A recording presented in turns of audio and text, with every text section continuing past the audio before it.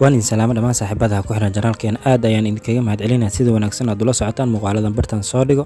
soo dhawaada saaxiibyaal maanta waxaan rabaa inaan idinla wadaago xog aan kaga hadli doono 5 jilaa oo sagaashameeyadii awood ku lahaa Bollywoodka laakiin maanta aysan jirin cid taqaano haddaba waa kuwii 5taasi jilaa xogtaas ayaan idinla wadaagi doonaa balse intaan u gudagelin muuqaalkayga waxaan ka codsanaynaa janaalka ku soo biirto oo subscribe saarto gambalaalkana aad furato si ay ku soo gaaraan muuqaaladan bartan soo dhigo sidoo kale haddii aad muuqaalka ka hesho like inoo saar siina share garay oo la wadaaga asxaabtaada soona dhawaada saaxiibayaal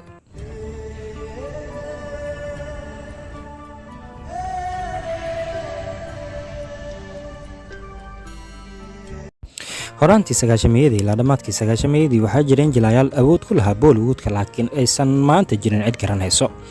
haddaba haddii aad ka mid ahayd dadyoogii sagaashameeyadii aflaamta daawan jiray 5tan jilaa waa aqoonsan doontaa oo aad baa u garanaysa laakiin hadda waxaa laga yaabaa inay maskaxdaada ka baxeen 5ta jilaa ee aan xogtan idinkula wadaagi doono waxaa u horeeya jilaaga caanka ah ee Chandrachud Singh Soomaalidu qaar waxay u yaqaanaan adoorihii daag jilaagani waxa uu ka mid ahaa aktaradii awoodda ku lahaa Bollywoodka dhamaadkii sagaashameeyadii ilaa bartamihii sagaashameeyadii jilaagani lagu magacaabo Chandrachud Singh waxa uu ka soo muuqday aflaam waaweyn oo laga xusi karo filimka caanka ah Daag sidoo kale aflaamta kale uu ka soo muuqdo waxaa ka mid ah filimkii caanka ah Josh oo Shah Rukh Khan hogaamiyaha ka ahaa aflaamta kale uu ka soo muuqdo jilaagan waxaa ka mid ah filimka caanka ah Tere Mere Sabni oo ay isla wadeen jilaaga caanka ah Hindustani sidoo kale aflaamta kale uu ka soo muuqdo waxaa ka mid ah filimkii caanka ah silsila Pyar Ka oo ay la waday atishada caanka ah Karishma Kapoor jilaagani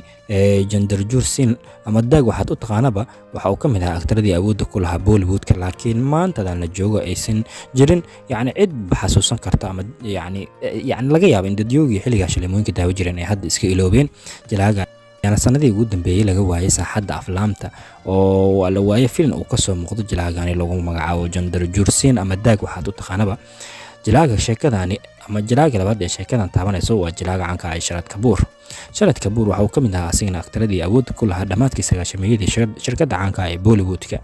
jilaagani waxa uu ka soo muuqdo sidoo kale asigana aflaam waaweyn oo laga xusi karo filimkii caanka ah ee Aakomi Tumho oo ka mid ahaa aflaamtii sagaashameeyadii aadka loo jeclaa markay imaato dhanka heesaha ku jiray ama heesaha filimkaas ku jiray waana heesta filimka aan dhahe magaca title-ka wadatay Aakomi Tumho ay Soomaalidu xilligii shaleemooyinka daawan jireen aad u jeclaan jireen markii show ahaan lagu soo deeyay heesta Aakomi Tumho jilaagani waxa uu ka soo muuqdo aflaam waaweyn aflaamta uu ka soo muuqdo waxaa ka mid ah filimkii caanka ah ee Josh ay ku xifaatameen jilaaga caanka ah ee Shah Rukh Khan sidoo kale aflaamta kale uu ka soo muuqdo waxaa ka mid ah filimka caanka ah Tere Shakti oo ay isla wadeen jilaayaal uu ka mid yahay Arshad Warzi ee Soomaalida Hindustan iyo sidoo kale ninkii caanka ah Milanda Gunaji ama Saalax Dheer waxa uu taqaanaa atooraha geelka jilaagan lagu magacaabo Sharaad Kapoor sagaashameeyadii ama dhamaadkii sagaashameeyadii wuxuu ka mid ahaa aktaradii awoodda ku lahaa Bollywoodka laakiin waqtigan la joogo la iska iloobay ama dadyoogii xilliga shaleemooyinka daawan jireen ee laga yaabo hadda inaysan xasuusan oo ay iska iloobeen jilaagan ayaana ka mid ah aktarada marka la eego lagu tilmaamo Lost Hero ama aktaradii lumay saaxiibayaal sheekadani qofka saddexaad ee taabanayso waa jilaaga caanka ah ee Harish Kumar ama atooraha ciidanka waxaad u taqaanaba jilaagani asigana waxa uu ka mid ahaa aktaradii aadka loo jeclaa marka la eego aktaradii da'da yaraa ee sagaashameeyadii aflaamta ka soo muuqan jireen jilaagani Harish Kumar inta ugu badan Soomaalida dhanka koonfurta aflaamta daawada waxay u yaqaan jireen atooraha ciidanka jilaagan ayaana ka soo muuqday aflaam aad u badan oo laga xusi karo filimka caanka ah Gooli number 1 oo Govinda hogaamiyaha ka ahaa sidoo kale aflaamta oo kale uu ka soo muuqdo waxaa ka mid ah Aunty number 1 oo isla Govinda hogaamiyaha ka ahaa sidoo kale dhanka Mithun Chakraborty aflaam badan ayuu kala soo muuqdo oo ka mid yahay filimkii caanka ah Aadmi Shabad sidoo kale Ravan Raj ayuu kala soo muuqdo marka la eego jilaagani aflaamta uu Mithun Chakraborty la soo muuqday sidoo kale aflaamta kale ee Mithun uu sameeyay laakiin jilaagan uu ka soo muuqdo waxaa ka mid ah filimka caanka ah ee lagu magacaabo Bishma haddaba jilaagan lagu magacaabo Harish Kumar ama atooraha ciidanka asigana wuxuu ka mid yahay aktaradii aadka loo jeclaa dhamaadkii ilaa bartamihii sagaashameeyadii laakiin waqtigan la joogo aan lagu arki karin saaxadaha aflaamta ama laga waayaba saaxadaha aflaamta lagu sameeyo ama shaashadaha aan dhahe saaxiibayaal jilaagan aflaamta kale ka soo muuqdo oo aadka caanka u ah waxaa ka mid ah laguna xasuusan doono filimkii caanka ah Army ee Soomaalida u yaqaanaan Shah Rukh Khan 5ta atoore waa jilaagii ka soo muuqday 5ta atoore marka la eego filimkaasi jilaagani hadda waxa uu ka mid yahay sidoo kale aktarada hadda ama la iska iloobay ama Lost Hero-ga noqday waxa uuna sagaashameeyadii ka mid ahaa aktaradii ciyaari jiray ama ka soo muuqan jiray doorarka supporting actor ama atore aabayaasha aktarada inta ugu badan aflaamta kaga soo muuqan jira ayuu ka mid ahaa jilaagan lagu magacaabo Harish Kumar ama atoraha ilaanka waxaad u taqaanaba. sheekadan qof kale ee taabanayso waa jilaaha lagu magacaabo Rahul Roy. Rahul Roy waxa uu ka mid yahay aktaradii asigna sagaashameeyadii ama horaantii sagaashameeyadii soo caan baxay aadna loo jeclaa markay timaado aktaradii aadka u daayaraa ee aflaamta ka soo muuqan jiray dhanka sagaashameeyadii qaasatan Bollywoodka. jilaagan lagu magacaabo Rahul Roy waxa uu ku soo caan baxay filimkiisii caanka ahaa ee Aashiq oo la daawado sanadii 1990kii. waxa uu ka mid yahay filimkaasi aflaamta marka la eego albamyadooda ama heesahooda aadka u hirgaleen aflaamtii la daawada sagaashameeyadii. jilaagan Rahul Roy waxa uu ka soo muuqday aflaam waaweyn oo laga xusi karo filimkii caanka ah ee Junoon. filimkan Junoon Soomaalida qaar waxay u yaqaanaan filimkii Shabeelka, walow ay jiraan Soomaali xilliga filimkani atoorahan ugu magac dareen kuwa ay dhihi jireen atoorihii Shabeelka. Rahul Roy wuxuu ka soo muuqday aflaam waaweyn hab ugu badnaadaan dhanka aflaamta jaceylka ayuu inta ugu badan sagaashameeyadii kaga soo muuqan jiray jilaagani.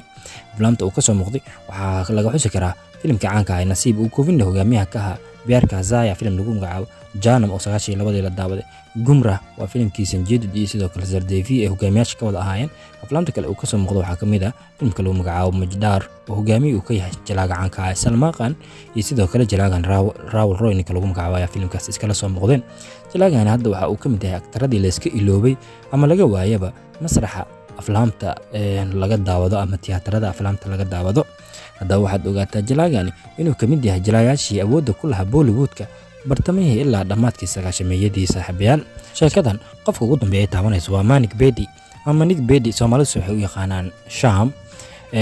jilaagan wuxuu ka mid ahaa asigna aktaradii awoodda ku lahaa Bollywoodka dhammaadkii sagaashameeyadii ilaa bartamihii sagaashameeyadii saaxiibayaal. jilaagan Manik Bedi ama Manik Bedi ama Sham waxaad u taqaanaa waxuu ka soo muuqda aflaam waaweyn oo laga xusi karo filimka caanka ah Dan Nayak uu la wada jilaagii geeriyooday ee Inter Kumar ama Suuriya waxaad u taqaanaba iyo sidoo kale jilaagii caanka ah Jalwa. aflaamta kale uu ka soo muuqda waxaa ka mid ah Jani Jigar oo Ayub Khan la waday, sidoo kale Hitler oo Mitum Chakraborty uu la waday, Maseha uu la waday jilaaga caanka ah Sunil Shetty iyo sidoo kale filimkii caanka ah ee Ram Aur Sham oo ka mid ah aflaamta ay Soomaalidu aadka ugu barteen jilaagan. sidoo kale aflaamta kale uu ka soo muuqdo jilaagan waxaa ka mid ah filim lagu magacaabo Sanjeerka oo la daawaday sanadii 1998. haddaba jilaagan lagu magacaabo Manik Bedi ama Sham asigana waxa uu ka mid yahay jilaayaashii awoodda ku lahaa Bollywoodka dhammaadkii ilaa bartamihii sagaashameeyadii, laakiin waqtigan la joogo saaxadda aflaamta laga waayay ama masraxyada aflaamta lagu sameeyo saaxiibayaal. shantan jilaa ee hadda aan idin la wadaago waxay ka mid ahaayeen aktara awood ku lahaa Bollywoodka laakiin waqtigan la joogo lagu tilmaami karo Lost Heroes ama aktara la iska iloobay. intaas ayaan kusoo gabagabeynaynaa saaxiibayaal xogtii aan kaga hadlaynay 5 ka mid ah aktaradii awoodda ku lahaa Bollywoodka dhammaadkii ilaa bartamihii sagaashameeyadii laakiin waqtigan la joogo la iska iloobo ama naqdeen aktara la iska iloobo saaxiibayaal. fadlan haddii aad ka heshay muuqaalkeena like inoo saar, janaalka haddaad ku cusub tahana subscribe inoo saar, wixii ra'yi aad qabto commentiga hoos inoogu reeb, siina share gareew la wadaaga asxaabtaada. waanu ku mahadsantahay daawashada muuqaalkeena.